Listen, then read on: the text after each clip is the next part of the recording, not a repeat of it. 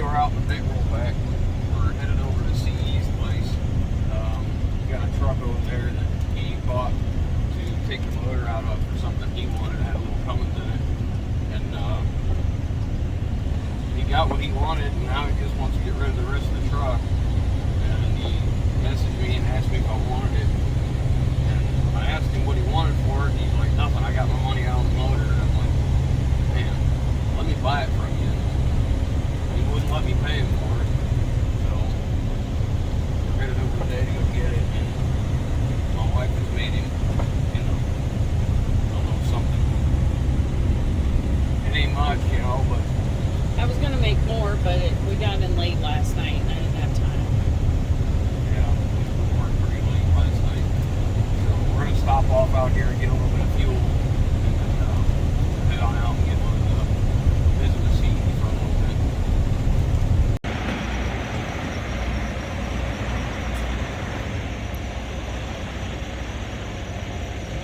I forgot I was supposed to be videoing. I was visiting the goats.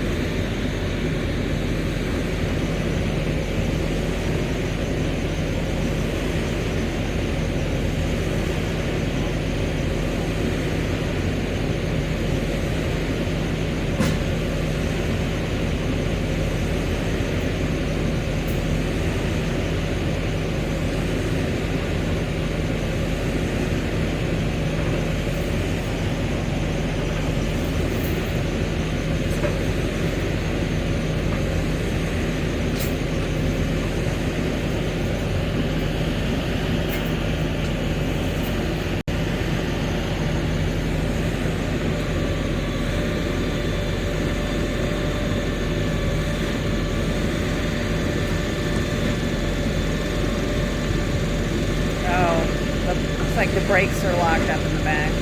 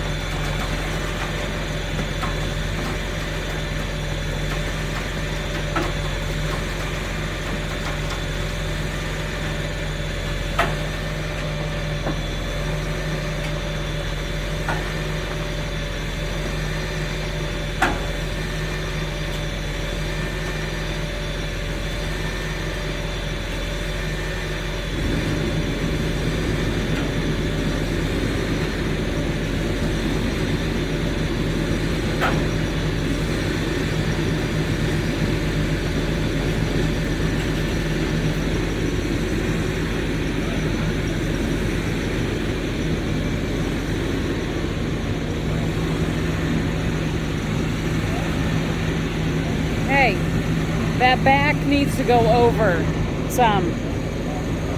Oh, okay. I can't hear anything. The truck's too loud.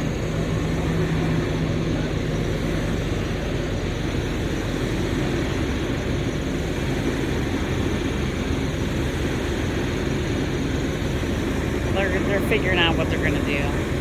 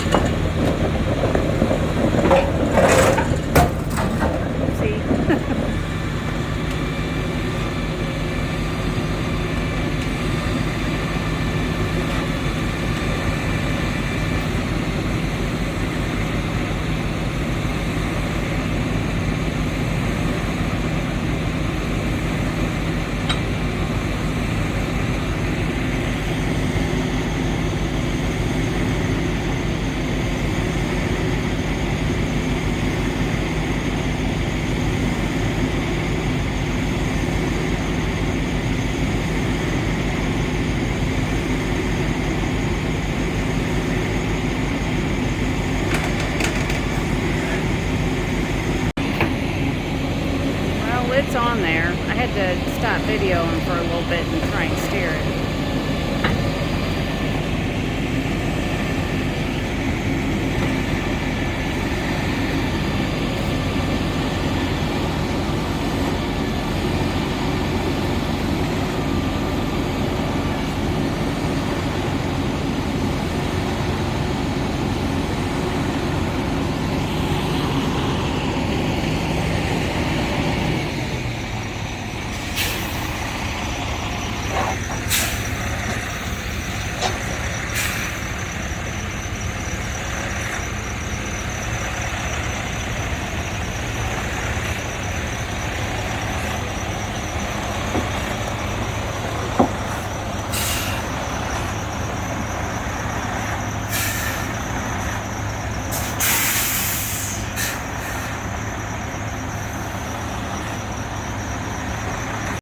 Alright, so we got it off a truck, off the rollback. So this is what in the industry is commonly referred to as a trailer toter, a yard toter, a yard dog, something like this. This is meant to be used in a trucking company where they have dock doors and they have multiple trailers that they're moving in and out, moving location, unloading them at the dock, moving them out, grabbing another one, bring it in. So in order to do that, they make this so that a driver can get in here and he can do it quickly and efficiently. Now, that being said, if you have a loaded trailer and say it's got 42 to 44,000 pounds of material in the trailer, plus the weight of the trailer, it has to be able to move that. And you see how short this is. So that's one of the reasons it's built so heavy. And that's why this bumper is so heavy. This is, as you can see here, it's 3/8 plate. And this side's pushed in the middle and then pushed out at that end, and this is probably 1/4 plate or 5/16 here. And the way these things are made, they're not made for speed, of course, because they're just going around the yard, but you will see them on the road once in a while when they're transporting, sometimes from, you know, somebody bought it or what have you, because they're usually street legal, you know, with turn signals and brakes and marker lights and mirrors and all that. So the way it works is the engine's underneath it. CE needed the 12-valve engine that was in it. It was a 12-valve Cummins. He yanked that out. He thought it had an Allison AT545. It didn't. It had an MT643, which works out really, really good for us because it has a transmission-mounted PTO on it. That transmission mounted PTO, I need for another truck. So that works out very well because it is I believe it's a cable-operated, not air-operated, and that's what I need. And it has a reservoir and a filter. The PTO and the pump are both there, which works very well. This thing, in order to access the engine, the cab tilts. So it does it by an electric over hydraulic motor that is not like some of the others you may be used to. All right, so it's on the driver's side, and it's right there. That oily, greasy, grimy piece, that unit right there. That's a 12-volt electric pump, or electric motor that runs a hydraulic pump. Now that pump pulls fluid from the reservoir that the whole truck uses, which is right there. So it pulls fluid from that reservoir for that, and then it pumps it to the cylinder right here, this cylinder right here, and that tilts the cab forward. When that comes forward, this lock will go into place so it can't come back down. But I mean, the underside of the cab is actually in really nice shape. I mean, it's nothing that I think anyone would use for anything else, but it's just a lot of good parts. There's a ride height valve there for the cab because it's an air ride cab. You can see this bracket for the front bumper. That is, what did I say that was? 3/4 plate. They brought that back and built their own leaf spring hanger for it, welded it to the frame. It's like a 12-inch tall frame, and it's extremely thick. Again, it needs to be heavy because they got to keep a lot of weight on this to keep the front end on the ground. Because, you know, this is just like a fulcrum right here. You put the trailer back here, and it's going to want to lift the front end, so it's got to be heavy.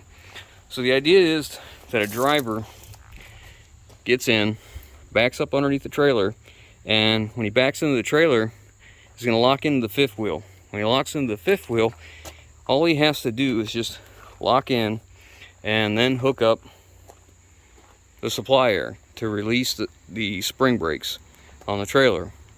And then what he would do is hit a lever inside, and then hydraulically this fifth wheel lifts. There's a cylinder right here. There's a cylinder right there. See right there?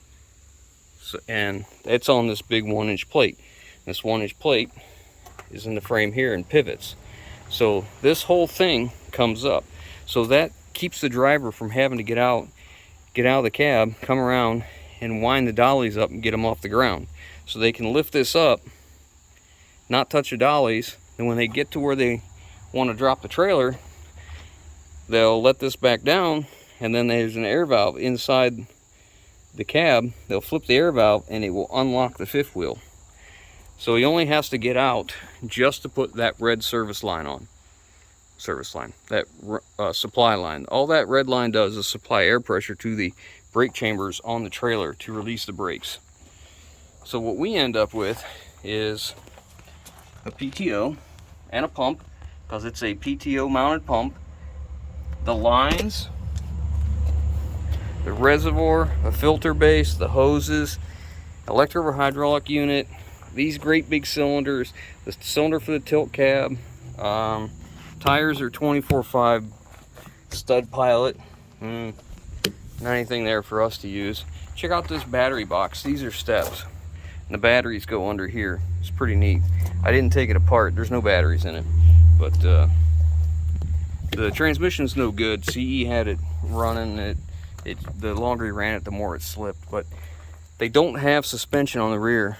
The rear axles are solid mounted. This plate right here is welded to the frame, and it goes back here to the axle, and it is solid mounted. So the only cushion to this is these old 24/5 tires.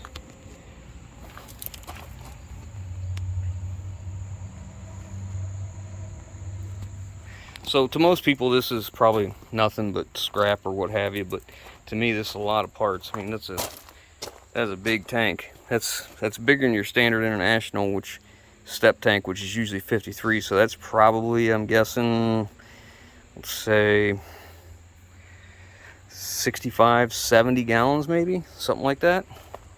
There's no tag on it, but it looks like it's in pretty decent shape. There's no fuel in it. I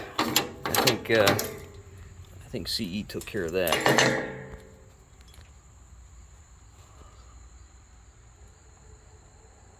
Whew, yeah, she is bone dry. But it looks good in there. Yeah, it ain't all rusty. Looks like it's in good shape. So, we'll take that off. There's a lot of good parts here. You just can't imagine. I mean, I don't think we can get in the back door. There's parts that's got it jammed shut. Let's go in the side door. Let's go in the driver's side door. Not much for creature comforts in here. You got a heater, and that's about it. Turn signals, coolant temperature, oil pressure, voltage, diesel fuel, air pressure, hours, no speedometer, don't need it. Main disconnect, starter switch, no ignition switch. Typical old basic steering wheel. There's your heater, and just your basic lights, and then automatic, and then that would be the lever for the hydraulic cylinder. So the driver would sit here, and in order to go unhook, he would just slide this door open and do what he had to do, come back in, sit in the driver's seat, and head out. And that's really glorifying this, because if you've ever driven one of these, they're one of the roughest riding things in the world. It does have an air seat in it. It's not in fantastic shape, but you know, it's an old truck. But a lot of good parts. There's the engine mounts that run the flywheel housing. There's a nice wheel chock. We can use that.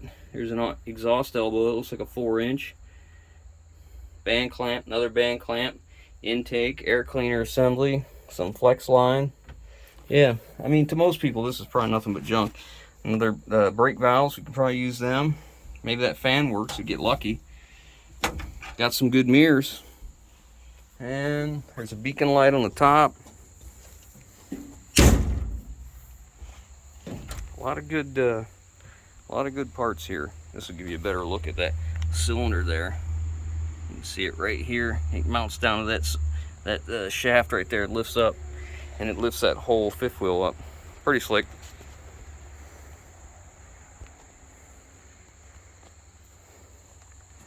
And then here's how you control that the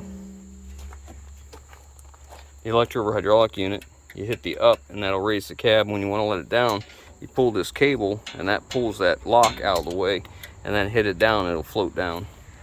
Anyways, lots of good parts here. Probably not going to do anything with the wheels and tires. I don't know if we'll do anything with the axles. The rear axle ratio will be something ridiculous. Probably like a 613 or something like that, probably, because it wasn't meant to go very fast, just have good power. So anyways, that's a yard toter, or a yard dog, or whatever you want to call it.